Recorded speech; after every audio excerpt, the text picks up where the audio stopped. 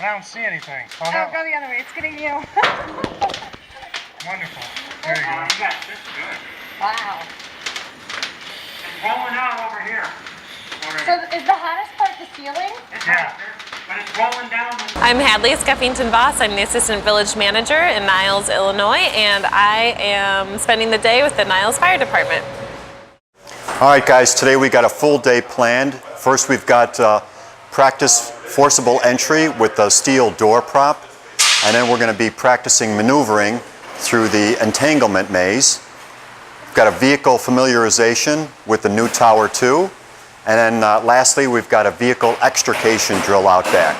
So let's get started.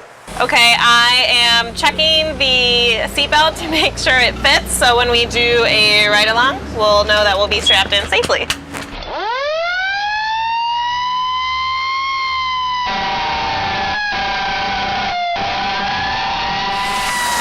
So I'll just knock all that off. All the squeegeeing. Yeah, and then it's easier to dry it off. After checking the fire trucks, we are doing a apparatus check of the ambulance. We're doing our daily ambulance checks right now, where we make sure everything's present and accounted for, make sure all of our equipment and tools are here, that nothing was used yesterday and not able to be restocked. We check all of the batteries on our equipment to make sure everything's working and has a fresh battery.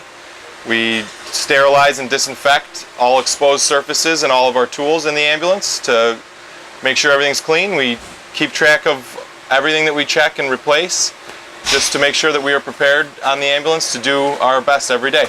What we're going to demonstrate today is a wall breach, and then from a wall breach we're going to do another part of our training, which would be an entanglement prop. Part of the drill would be to go through an entanglement prop, which would involve loose hanging wires. And there's a lot here for the drill, but that's not to say you wouldn't come across a lot in the real world either. So there's a technique that Hadley's going to use when she gets to that point, and we'll explain that to her as she goes. Does that help a little bit? Yeah. Okay, now, you want this riding on the low part of your back. Okay. Does that feel pretty good? Yeah. Go ahead. There you go. So find the edge and go right down the edge. There you go. Keep going.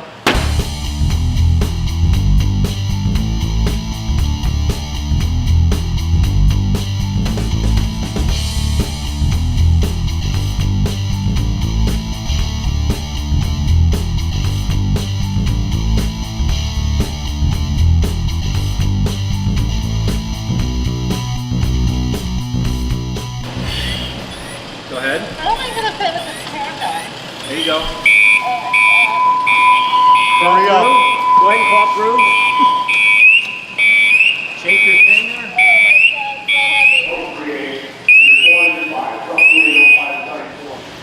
Like that. Now put your arms up like you want to swim. Alright? Forward. Forward. There you go. Now you got it. Keep going. Put your head down.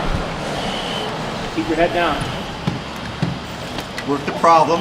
It's climbing. There you go. This helmet's falling off. I got it. Wait a second. Let's tighten your helmet. Where's your chest? There you go. All right. Now put your right arm Got it. Keep, like that. Go down. And go exactly. Now slide your left arm up the same way and push the wires out of the way. Keep going. Use your feet to keep pushing. Like an astronaut. Go all the way, slide your hips all the way to the wall there on your right. Can you do that? You see how loose the bottle got now that we've been moving around? Yeah. Okay. Push off with your feet and keep doing your swim.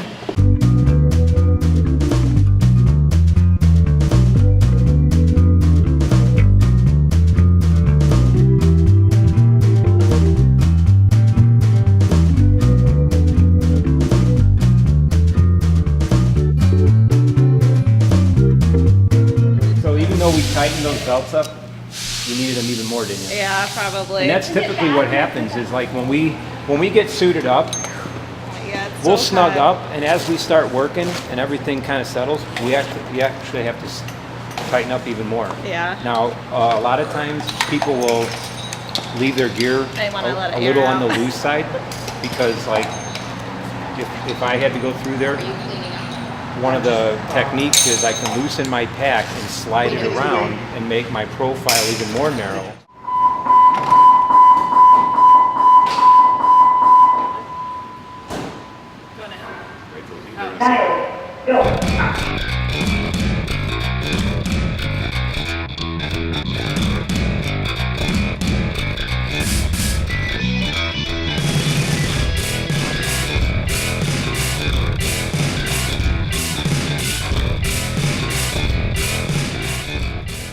One of the other things that we're going to do today at the Firehouse is we're going to do a door prop simulation, and what that is a manufactured prop. It simulates the different types of doors, outward and inward opening, that we would come across in our residential and our commercial structures. Now I'm going to have you pull this like that.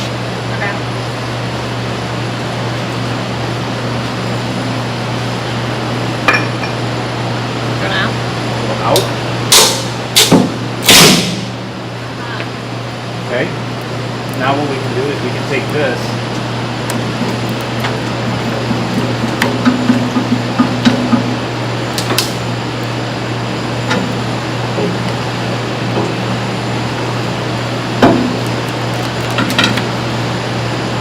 And you can go up, down, and pull back. So just go. Now pull back toward you. Coming back this way, like this. So will you be at my school meeting? So do you eat all your meals together? Yes. Okay. Yeah, we have a guy that'll make a menu up in the morning, and then he's collected from everybody for the day. So eventually, after they make their menu, they'll go over to one of the stores in town and shop for the day. Great. And that's usually every day Yeah, that you every eat day. together? Great. And then if it's real busy, at times they'll just make sandwiches or order sandwiches out somewhere. You guys can sit here then. Okay. Yeah, no, last station. Where are we going? They don't do anything with this. Right?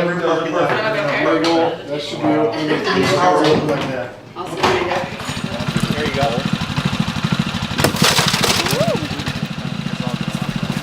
We are demonstrating the vehicle extrication using our hydraulic tools, more commonly known as the jaws of life.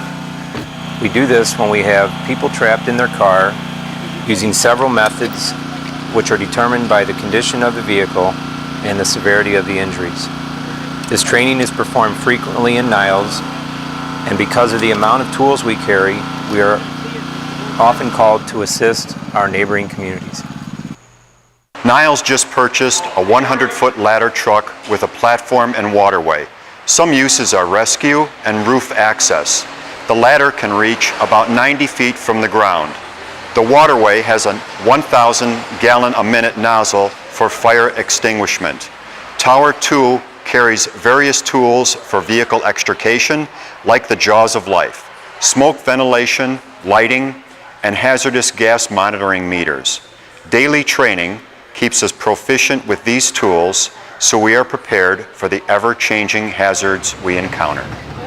That was as animated as you're going to get us over there. That's it. Now we're tired. Well, it's been a fun day at the fire department, and I have learned a lot, and I have a much greater appreciation and knowledge for what the guys and girls do here.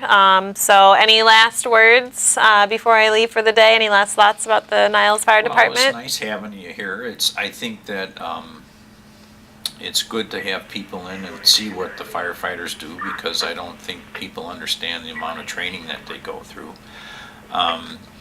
And I know because of that training and because of the people that we have here, when I leave at the end of the day or for the weekend or whatever, I know that this village is well protected by highly trained, dedicated individuals. So Great. I'm confident that things are okay. Well, thanks again.